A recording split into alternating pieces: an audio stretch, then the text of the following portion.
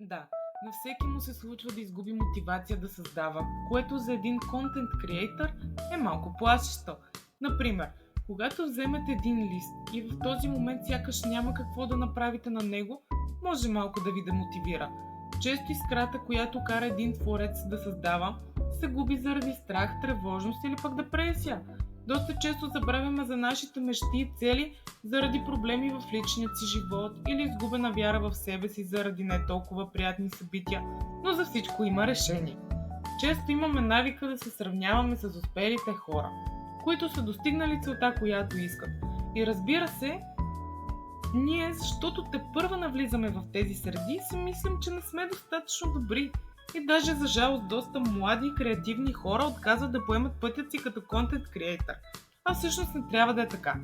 Доста хора са минали много дълъг и труден път към успеха и със сигурност те също от начало не са имали гледаемост, но не са се отказали и лека по лека достигат до целта си. Тайната на успеха и мотивацията е надграждане. Човек, който има желание да учи нови неща, със сигурност ще постигне целите си.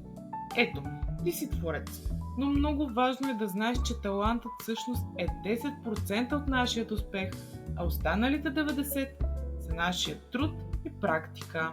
И най-важното качество, за да си върнеш мотивацията и креативността, е самочувствието.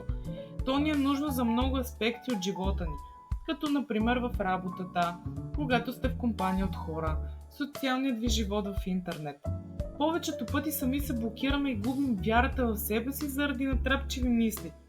Когато, например, тръгнем да правим нещо с живота си и веднага се почва.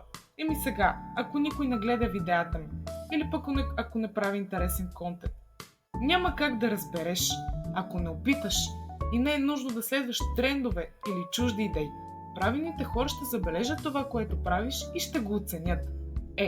Сега се надявам от днес да започнеш да правиш това, което обичаш. До другият път.